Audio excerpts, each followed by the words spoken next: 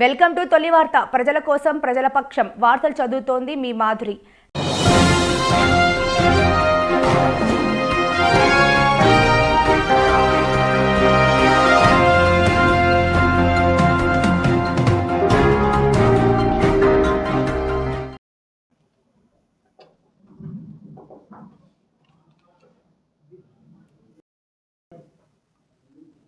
Media మిత్రులందరికీ నమస్కారం. నిన్న మాజీ మంత్రి శ్రీనివాస్ గౌడ్ గారు ఎంపీ అభ్యర్థి వంశీచంద్రారెడ్డి గారి గురించి కాంగ్రెస్ పార్టీ గురించి చాలా ఆవేశపూరితంగా చాలా ఉద్రేకంగా నిన్న మాట్లాడడం జరిగింది. మాజీ మంత్రి శ్రీనివాస్ గౌడ్ గారు, మీరు అసలు ఏం మాట్లాడుతున్నారో మీకు అర్థమవుతలేదు. గతంలో మీరు మాజీ మంత్రి అని మర్చిపోతున్నారు. ఇప్పుడు కూడా మళ్ళీ నేను మంత్రినే అనుకుంటున్నావు. ఇప్పుడు కూడా నువ్వు అసలు ఎట్లా మాట్లాడుతున్నావు అంటే ఒక గల్లీ లీడర్ కూడా మాట్లాడాడు. నువ్వు మాటలు ఎట్లా ఉన్నాయంటే అసలు ఇప్పుడే ఎవరైనా పెన్ను పేపర్ ఇచ్చి చెప్పినట్లు మాట్లాడుతున్నావు. నువ్వు ఎట్లా మాట్లాడుతున్నావో నీకే అర్థమవుతుంది. అది నువ్వు మాట్లాడే ప్రతి మాట కూడా మేమనాల్సింది. నువ్వు మాట్లాడే ప్రతి వడ్డు కూడా నీ నోట్లోకి వెళ్ళి వచ్చింది. అది నీ మాట్లాడే ప్రతి మాట ఇంటి గురించి. ఎవరైనా నిన్ను గృహప్రవేశానికి పిలిస్తే వాని ఇల్లు గేటు నుంచి చూసుకుంటూ పోయి పైకి ఎక్కి మొత్తం కింద నుంచి పైన దాకా గోడలు, పైన ఉన్న స్లాబు అన్నీ లెక్కలేసుకొని ఇది ఎడ తెచ్చినావు, ఇది ఎవరు ఇప్పించరు.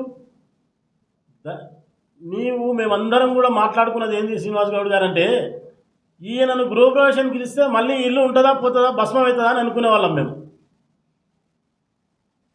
బట్టల గురించి నువ్వు మాట్లాడతావా?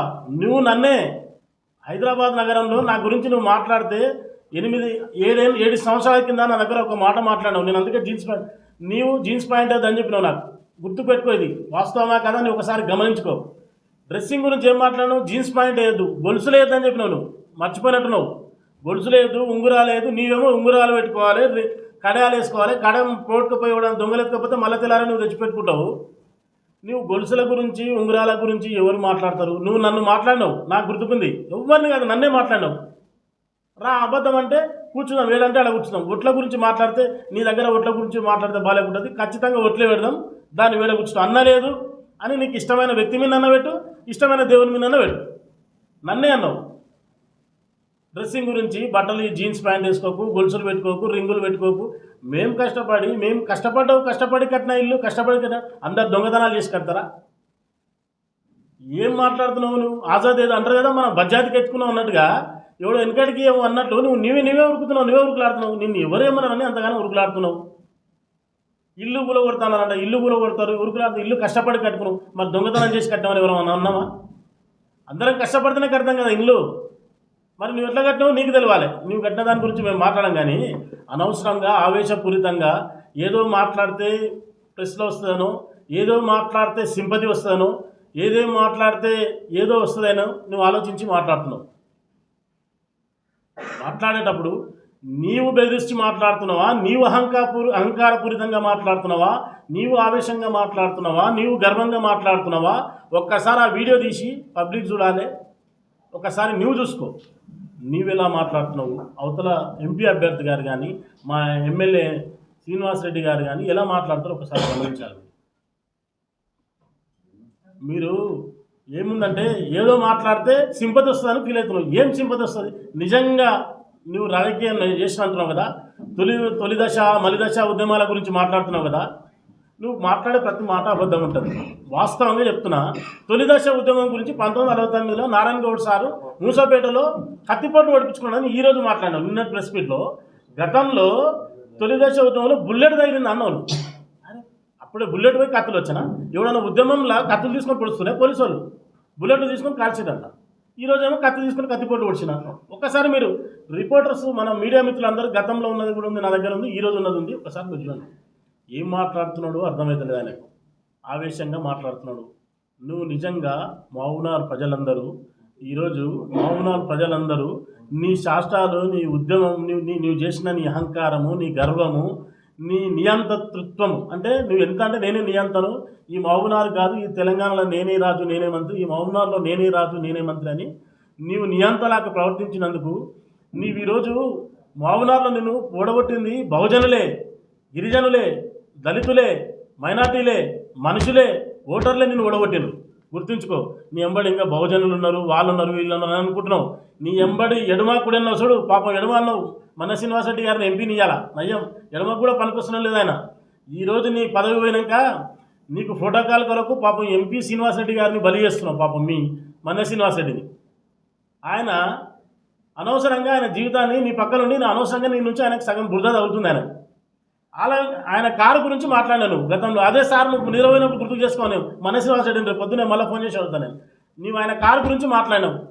నీ కారు ఎంతది, ఎట్టకెళ్ళి తెచ్చినావు, ఏంది కారు గురించి నువ్వు కారు తెచ్చుకొని తిరుగుతావు కూడా. డిఫెండర్ కార్ ఏదో తెస్తే అడిగినావు.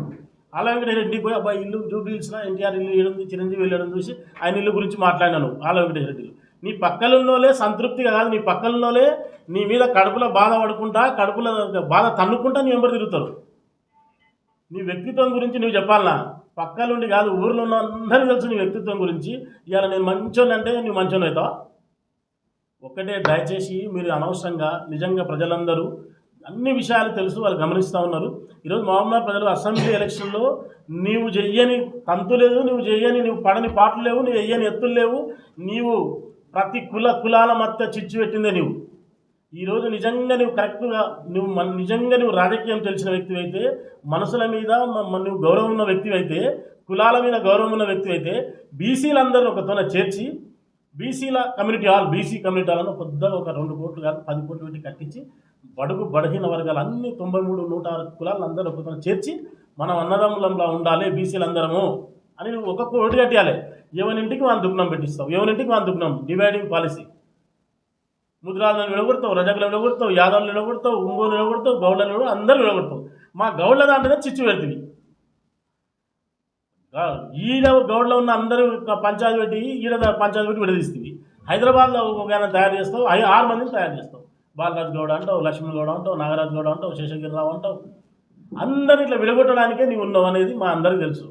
ఈరోజు నిన్ను ఎలక్షన్లో ఓడగొట్టినా కూడా నువ్వు ఒకసారి ఆలోచించాలి, నువ్వు గమనించాలి. నిన్ను ఈరోజు ప్రజలందరూ ఒకరోజు గెలుపోవటమే దైవాధీనం అనుకొని నువ్వేం చేయాలంటే, ప్రజలు నన్ను ఈరోజు విశ్వసించలేదు, నాకు ఓట్లు వేయలేదు కాబట్టి నాలో ఏదో తప్పు జరిగింది, ఆ తప్పు ఎక్కడ జరిగింది అని ఒకసారి వెతుక్కోవడానికి నీకు కొంచెం విశ్రాంతి తీసుకో, ఆలోచించడానికి టైం తీసుకో. నువ్వు ఆలోచించి అసలు ఎందుకు ఓడగొట్టిండ్రు, నేను చేసిన తప్పులేంది, నేను చేసిన పొరపాట్లేంది, నేను చేసిన లోపాలేంది ఒక్కసారి నువ్వు ప్రశ్నించుకో. ఇదేనా నీకు? అరే విశ్రాంతి తీసుకో. 100 రోజులు కాదే, 120 రోజులు కాలే మా ప్రభుత్వం వచ్చి ఓర్వలేక నువ్వు మాట్లాడుతున్నావు. కాంగ్రెస్ ప్రభుత్వం వచ్చినందుకు నువ్వు భరించలేకపోతున్నావు. ఏంది పదవి ఇంకా శాశ్వతమా? ఎవరికైనా పదవి శాశ్వతం కాదు కదా. ఈరోజు పదవి ఉంది, 10 ఏళ్ళు ఏం లేకుండా వచ్చి వెళ్తే ఊరికైనా నా బజాతి నోరు ఉంది. నీకు నోరును చూసి నేను అనుకున్నట్టు తెలియక కేసీఆర్ సగం నిన్ను పెట్టుకుని సగం కేసీఆర్ నాశనం అయ్యింది. నువ్వు బజ్జాతి పెట్టుకుంటావు, అది ఊరికైనా ఏదో ఒక దుఃఖం తెలుస్తావు. ఆ రోజు తెలంగాణ అంటివి పక్కన ఉన్న పాపం కోదండరాం దొక్కుతుంది, విడలను దొక్కుతుంది, ఇంకొన్ని స్వామిగౌడు దొక్కుతుంది, అందరు తొక్కి పైకి వస్తుంది. నోరు ఒకటి నీ నోరుకు పేరుకొని కేసీఆర్ నీకు అన్నీ ఇవ్వాలి. ఈరోజు మళ్ళీ ఒక బీసీ అని కొత్తది తీసుకొస్తున్నావు దుఃఖం. ఇంకా ఇదొక దుఃఖం, అన్ని దుఃఖాలు అయిపోయినా ఏం దుఃఖం తెరవాలరా అని రాత్రి మొత్తం ఆలోచన చేస్తాడు సార్. వాష్రూమ్లో విషయం కూడా ఆలోచన చేస్తాడు. దుఃఖం ఏది అయితే ఈరోజు బీసీ దుఃఖం తెచ్చినావు. మేమందరం బీసీలం కాదా? కాంగ్రెస్ పార్టీలో బీసీలం లేమా? కాంగ్రెస్ పార్టీలో ముదిరాజులు ఉన్నారు, గౌండ్లు ఉన్నారు, యాదవులు ఉన్నారు, దళితులు ఉన్నారు, గిరిజనులు ఉన్నారు, మైనార్టీలు ఉన్నారు. అన్ని కులమత జాతీయులన్నీ కలిసి ఈరోజు ఎన్ఎం శ్రీనివాసరెడ్డికి ఓటేస్తేనే ఎమ్మెల్యేగా అయ్యిండు. నువ్వు ఒక్కనే బహుజనువే. బహుజనులను ఎందుకు నువ్వు విడదీసి మాట్లాడతావు? వంశేంద్ర రెడ్డి నిన్ను ఏమన్నాడు? ఒకసారి నువ్వు ఎంత నువ్వు ఓర్వలేనితనం అనేది చెప్పాలనా?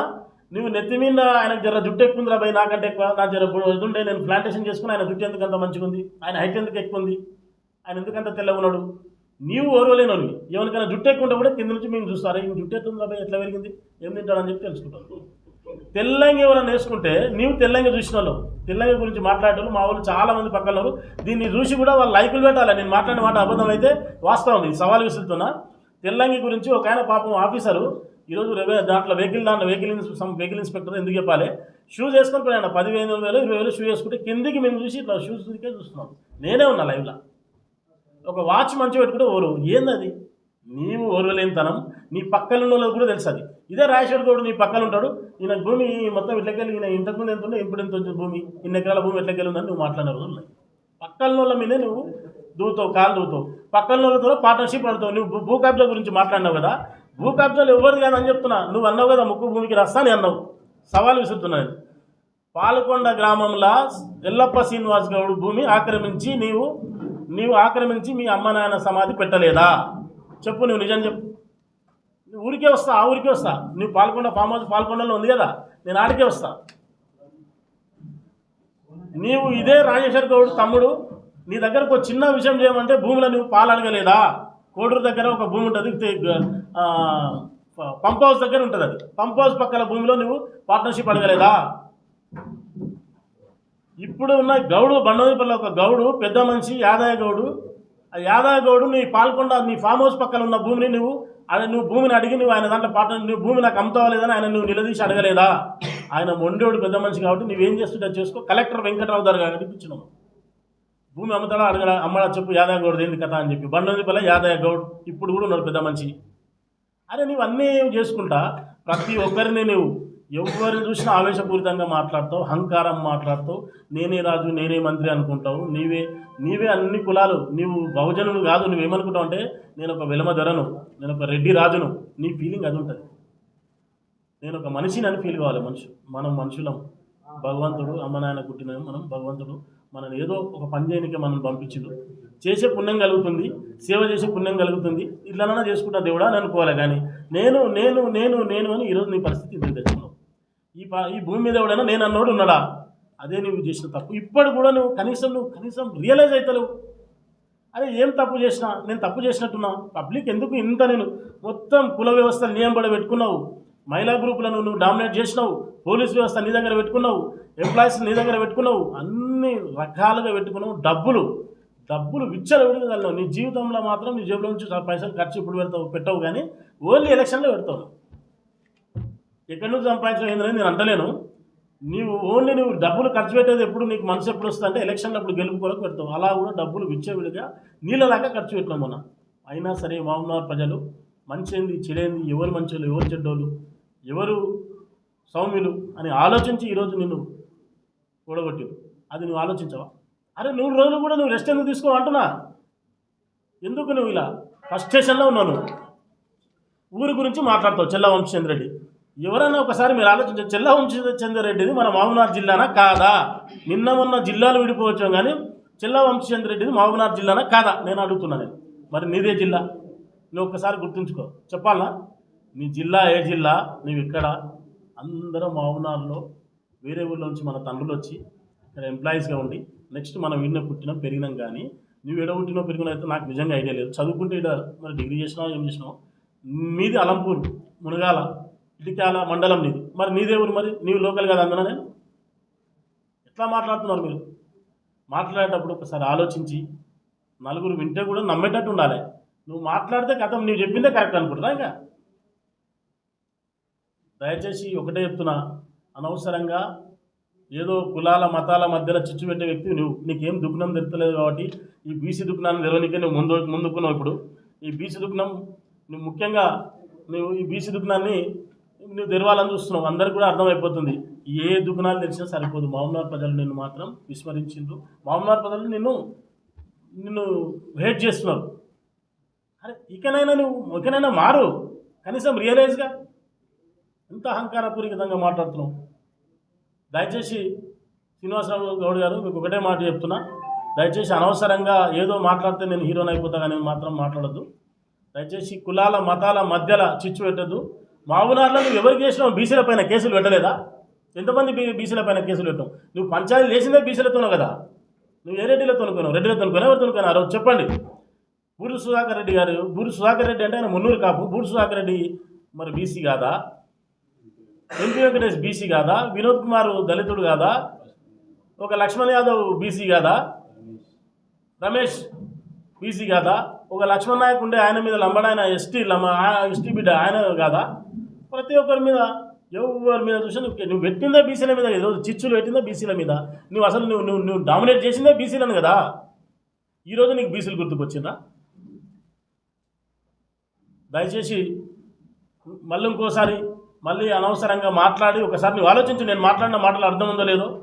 దయచేసి మళ్ళీ ఇంకోసారి కాంగ్రెస్ పార్టీని నువ్వు పడిపోతుందని 10 రోజులకు నువ్వు రూమర్స్ చేసినావు. 10 రోజులకే కాంగ్రెస్ పార్టీ పడిపోతుంది, అయిపోతుంది, కథం అని చెప్పి ఇదే టీఆర్ఎస్ పార్టీలో విషయం. ఆ రోజు నా పక్కన ఉన్న కౌన్సిలర్లు ఆ రోజు ఆయన పక్కన ఉన్నారు. మా కౌన్సిలర్లు అందరూ పార్టీ ఆఫీస్లో చూస్తే తిక్కలేసిందా మొత్తం మాతో ఉన్నారు, మా సాప్ చేతిలో ఉన్నారు, బటన్ నొక్కితే పడిపోతుంది ప్రభుత్వం అని చెప్పి 10 రోజులకే. ఓర్వలేక నోటికొచ్చిన మాటలు మాట్లాడతావు. నువ్వే ఓర్వలేని మాటలు మాట్లాడినావు. ఈరోజు మీ ప్రభుత్వం పడిపోయిన తర్వాత మీ పార్టీ పరిస్థితి ఏముందో తెలుసు కదా. పార్టీలో ఉన్న ప్రతి ఒక్కరు కూడా ఎలా బయటకు వస్తున్నారు, ఎట్లా అందరు యుద్ధలకు వస్తున్నారు. చివరికి నీ మీద కూడా రూమర్స్ వస్తున్నాయి. కాంగ్రెస్ పార్టీ మీ వియాంకుల ద్వారా పోయి కలిసి కాంగ్రెస్ పార్టీలో కలవడానికి ప్రయత్నం చేస్తున్నామని, చేస్తే మా వాళ్ళు వద్దన్నారని చెప్పి బీజేపీ పార్టీలో ప్రయత్నం చేస్తున్నామని. బీజేపీ పార్టీకి పోతే సునీల్ ఏదో కలవడానికి పోతే డీకే అన్న గారు, సరే ఎవరైనా వాళ్ళందరూ కూడా మిమ్మల్ని హెల్ప్ చేస్తున్నారని వింటున్నాం. దయచేసి మీరు పార్టీల గురించి మీరు కాంగ్రెస్ పార్టీ గురించి కానీ, వంశీచంద్ర గారి గురించి కానీ, ఎన్ఎం శ్రీనివాస్ రెడ్డి గారి గురించి కానీ, మా పార్టీ గురించి కానీ మాట్లాడితే బాగుండదు. ఖబర్దార్ శ్రీనివాస్ గౌడ్. కలిసింది మొన్న ఎలక్షన్లో అని నువ్వు అంటున్నావు, నీ అంతకు నీవే అంటున్నావు. కాంగ్రెస్ బీజేపీ కలిసేది ఆశ్చర్యమో కాదో కానీ ఎంఐఎం బీజేపీ కలిసింది. నీవు ఈరోజు నిన్ను మళ్ళీ మహబూబ్నగర్లో ఎమ్మెల్యే ఓడగొట్టేది ఒక ఎత్తు అయితే, చైర్మన్గా కూడా ఉండనివ్వకూడదు, ఈయన మనిషి ఉండకూడదు, వీళ్ళ ఎక్కడ ఆనవాళ్ళు ఉండొద్దని ఎంఐఎం బీజేపీ కలిసి ఈరోజు మున్సిపల్ చైర్మన్ కూడా వాళ్ళు మద్దతు తెలిపారు. అంటే నీవు కాంగ్రెస్ బీజేపీ కలిసిన దానికంటే ఎంఐఎం బీజేపీ ఎక్కడైనా కలుస్తుందా? అంటే నీ మీద అంత విసిగిపోయి ఉన్నారు నాయకులు కానీ ప్రజలు కానీ. దయచేసి మళ్ళీ ఒకసారి చెప్తున్నా, బీ కేర్ఫుల్ శ్రీనివాస్ గౌడ్, ఖబర్దార్.